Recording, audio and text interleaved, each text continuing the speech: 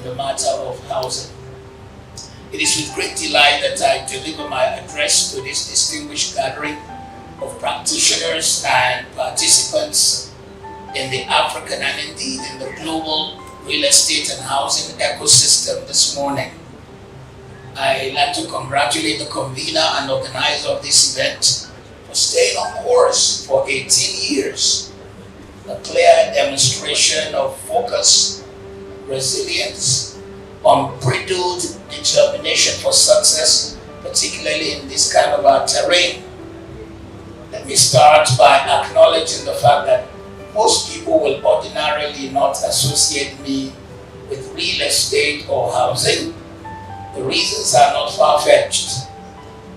Firstly, because of my dressing. I'm a real Ariwa boy. I was born in the north.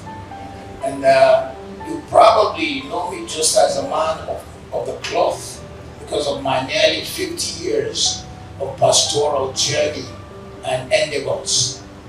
Most of my 110 published books have been primarily in the area of my original calling, and apart from my Global Wealth Summit series, I've never accepted any invitation to chair or speak in any real estate or housing event in Nigeria or any part of the world.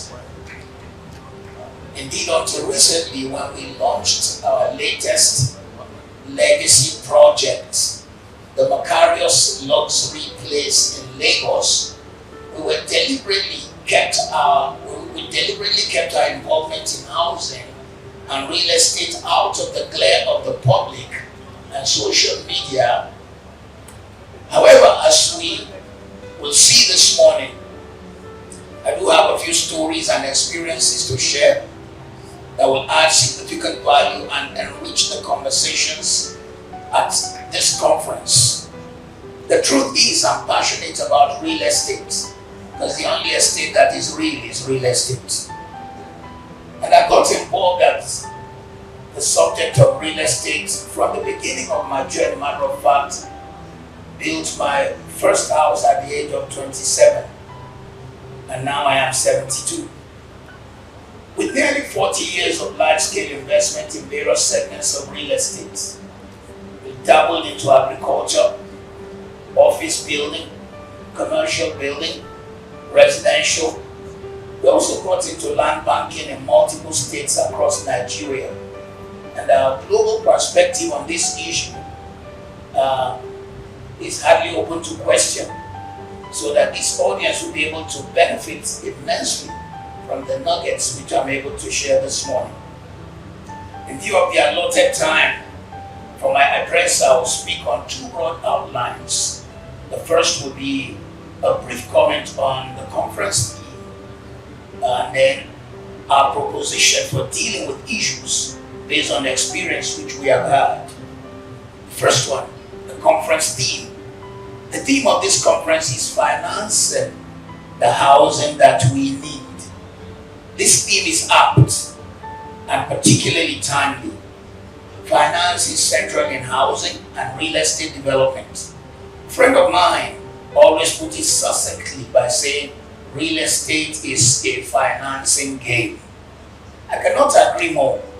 We were taught in elementary economics that capital is a basic factor of production. Finance is required at both ends of the value chain to actualize the demand and supply of housing. On the supply side, construction or a wholesale finance is required by developers to deliver on housing projects. Whilst on the demand side, mortgage or retail finance is a key driver of buying or renting decisions. According to the IFC, International Finance Corporation, I quote, the housing deficit for Africa is estimated at over 97 million units, and this is expected to increase as the continent's population grows and urbanization continues. End of quote. With specific reference to Nigeria, there's always a controversy as to the exact deficit figure. I don't want to be caught in the web of that controversy this morning. However, report of the 11th of March 2024 titled Unveiling the Abysmal State of Nigeria's Public Housing System, which is extremely insightful. The relevant part of the report states as follows, I quote, "To bridge the persistently widening housing gap, the United Nations recommended adopting Sustainable Development Goal 11 to address the nation's housing shortage and provide everyone with high quality, reasonably priced homes by 2030. According to research by the World Bank, Nigeria's growing population will require the construction of around 700,000 housing units each year for 20 years to meet its housing needs. By way of a parenthesis, I need to just say, while walking around, went to one of the units that built social housing, and we were jubilating that they built 16,000 while the requirement is 700,000. The World Bank, cited by the Central Bank of Nigeria, further suggested that 59 trillion in investment is needed to address the housing deficit in Nigeria, end of quote. As a player in this industry, I've always wondered how we can ever raise the size of funding required to bridge the housing deficits in this country. Long-term funding suitable for housing is sales finance. In sales and finance is hardly available, even though we have so many banking representation in this place today. May I share my feelings? Long-term funding suitable is hardly available. The rates are extremely high. And for those who are visiting us, they need to know that sometimes it could be between 30 and 40%. The tenures are generally short, often shorter than the gestation period of your housing project. The bank gave a company a loan to put road infrastructure. One, they did not give a moratorium, and secondly, they drew their first tranche 4 days after our drawdown. Off-plan sales finance is fraught with dangers and grave risks due to macro volatilities in the economy, and also due to the exchange rates, inconsistent monetary policies, the complexity of security documentation, and cost cumbersomeness of perfection of title or collateral are simply better imagined. One of the states of Nigeria has 17 steps before you can get the final documentation. On the demand side, mortgages are essentially non-existent. I heard the name Mortgage Bank today, but I will reserve my comment on the challenges associated with the National Housing Fund and related issues in this address. But having lived in England for over 40 years, 40 in February, and bought houses with mortgages on a number of occasions, I want to submit rather respectfully that we call mortgages what we call mortgages in this country. With all due respect, it's like a mockery of that essential housing credit system. The tenure is 2 to 5 years. Interest rate is 20 to 25%. And there's a stifling perfection process. Distinguished ladies and gentlemen, I will pause here and briefly also share some experience about buying houses and mortgage in England. All I needed to do is show my level of income, and with their calculations they could see that I could pay based on my level of income within 25 years. And so a mortgage was set. The house was bought. We had the opportunity. Not that alone, I had to lead our own organization to buy several buildings across the United Kingdom. I probably became the first person of color who had to lead the church to buy 9 acres in one place, 25 acres in another place, with 12 buildings on the ground. with several buildings across the United Kingdom. And this actually led me to begin to teach our own congregants how to buy. Don't even wait for 25 years, how to pay off your mortgage in a shorter time. It became popular and probably influenced the capacity to buy properties within the Black community in the United Kingdom. How can we finance the housing that we need here in Nigeria? With the high cost of funding in this environment, we have to be intentional, innovative, and pragmatic about our financing strategies as developers. One strategy which has worked effectively for my own organization, which I started, is land banking. Land banking is a veritable strategy to create, consolidate, accumulate, and unlock finance for projects in the future. It's the process of purchasing land in relatively cheap, at relatively cheap prices, perfecting the title to the land, and then waiting for the value to rise, then sell the land to profit. The proceeds of the sale will now be what constitutes a strong source of financing current and future housing projects. So over a period of 35 years, my company implemented this strategy by buying lands in Lagos, Ogun State, Oyo State, Federal Capital Territory, Nasarawa State, particularly an area called Otaba Alevi. Let me briefly share two of our very successful land banking initiatives. The first one is called Bluestone Garden City in Mowe, Ofada, Ogun State. Over a period, we bought 900 acres. And then the second is what is now known as Macarius Luxury Place, which is 120 acres facing the Lekki-Ekwe Expressway. The process of buying these lands, consolidating, waiting for them to increase in value, became what I am sharing today. The proceeds of sale and the cash flow generated constituted the takeoff for the funding of Macarius. Macarius Luxury Place is on Lekki-Ekwe Express, which is probably one of the up and coming places when you look at the whole of sub-Saharan Africa. Matter of fact, in Macarius Luxury Place, we took the step of building the first water show place in sub-Saharan Africa.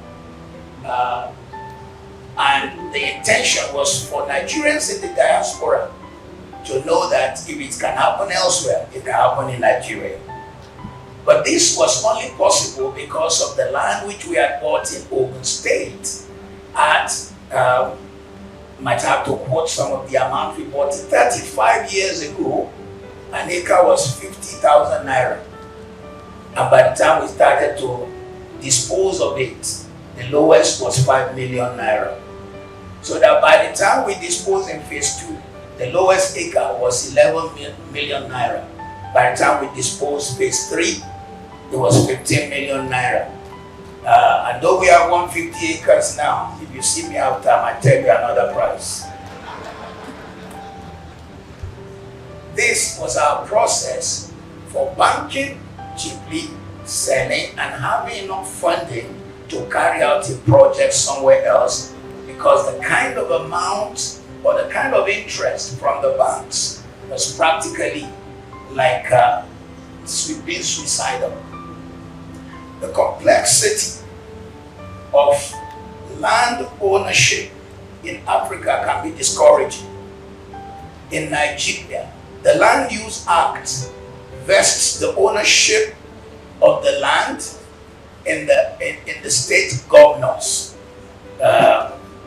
With all due respect, it basically means that whatever land I own, we have a socialist system which makes my children or grandchildren not to have it after 99 years.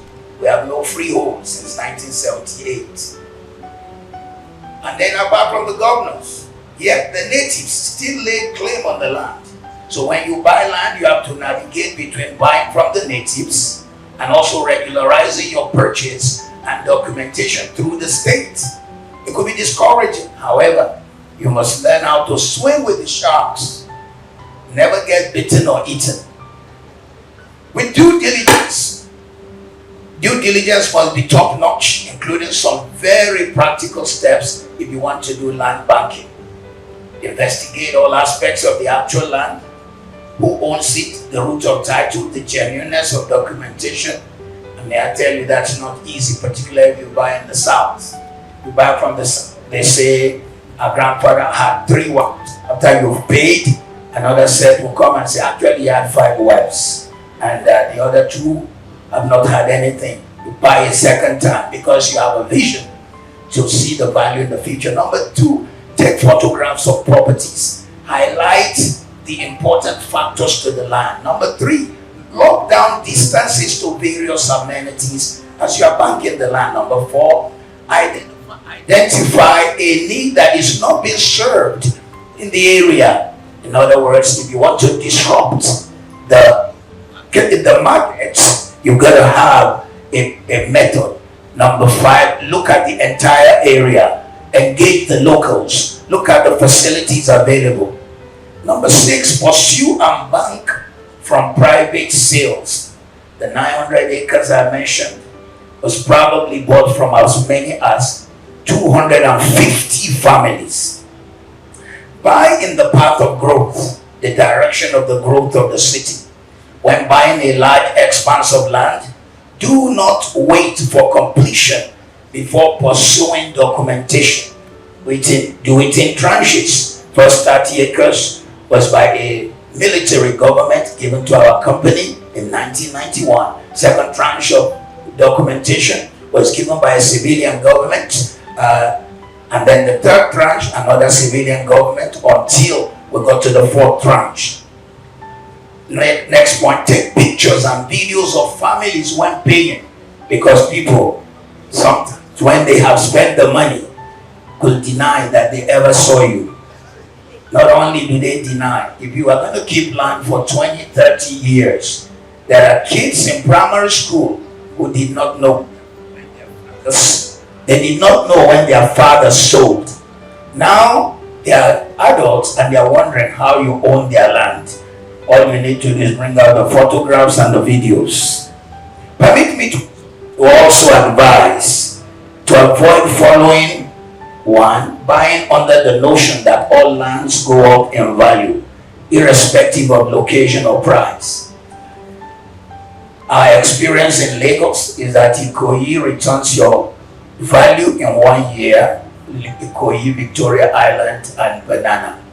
Lekki returns the value of your money in 3 to 4 years. When you come to Ikeja, it returns your money in 6 to 8 years. When you go beyond Ikeja, it is in 8 to 10 years. And if you leave Lagos, you're on your own. Forgive me, I do not know how to analyze Abuja because the only land I have is in Nasarawa State, which is 200 acres in Nasarawa State. So I'm not very good with analyzing Abuja. Yeah, they will tell us later. Next one, following a bandwagon, jumping to conclusions and buying in the wrong location can burn your finger. Next one, failing to treat land purchase as business transaction but an emotional expression can lead to disaster. So many people buy because they once lived in Ibadan, or once lived in Oyo State, or once lived. When you buy out of emotion, you must know that that's not for commercial purpose. I had to personally buy 300 acres for the university starting in my hometown in Osun State. I knew the commercial value would be very low. I had to also buy another 100 acres to plant 2,000 palm trees. It's not the land, but the palm trees. Failing to treat land purchase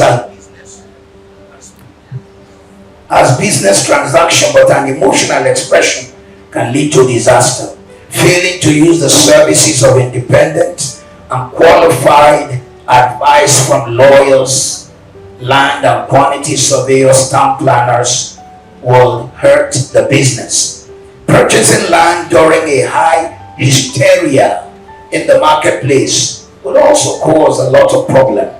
So in our experience, successful land banking exercise will impel the following. Number one, you need to look at the direction of demographic growth.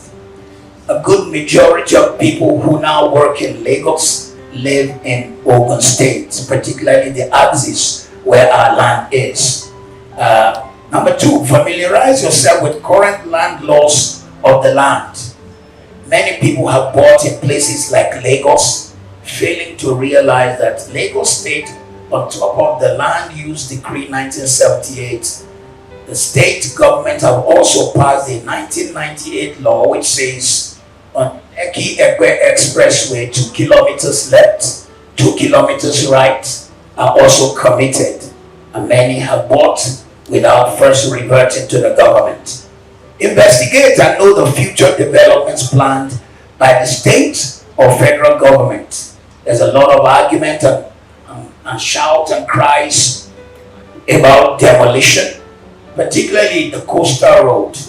Our company owns a beach on the coastal road, and when we were buying, from the time we bought 20 years ago, we were told that there is a coastal road coming and that it had been established in the books since the 60s. So you could never get documentation on that part of the coastal road. For anyone to now build and blame the government must be playing politics and taking advantage. Do not worry about the interest rate and the state of the economy. Just locate and buy cheaply and wait for it to grow. When banking land, act as if you are buying a business, not just land, not just property.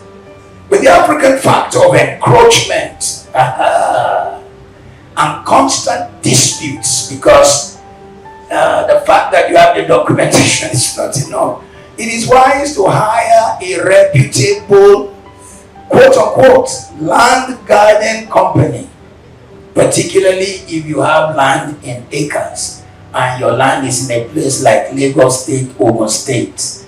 You got to have reputable land garden company, or else you come to your land in the morning and find the house has grown overnight.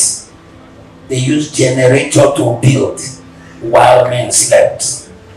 As I conclude my address, it is imperative for me to state that if properly harnessed, land banking could provide you with up to 30 or 40% of your new project. But carriers, I do not want to tell you what value it is. Our borrowing is very limited because of the process of land banking elsewhere and using whatever value there to build the carriers. It has been of great relief to us. It will be of great relief to you. I have discovered that this is a less stressful way of aggregating funding for your future projects. Finally, financing that we need will require our government to implement reforms that will help support developers, de-risk the housing delivery process. Like I mentioned, one state has 17 documentations. There are too many landmines in the path of developers on the present dispensation. Government at the federal and state levels must be intentional in creating the right and enabling environment for developers to apply their trade. Visit Housing TV Africa on YouTube and click on the subscribe button. Subscribe to Housing TV Africa to stay updated on latest happenings in Nigeria's housing sector. Follow our social media pages, like and share our posts on Facebook, Housing TV Africa, on Twitter, Housing TV Africa, Instagram, Housing TV Africa. Join the conversation and keep up with latest housing updates.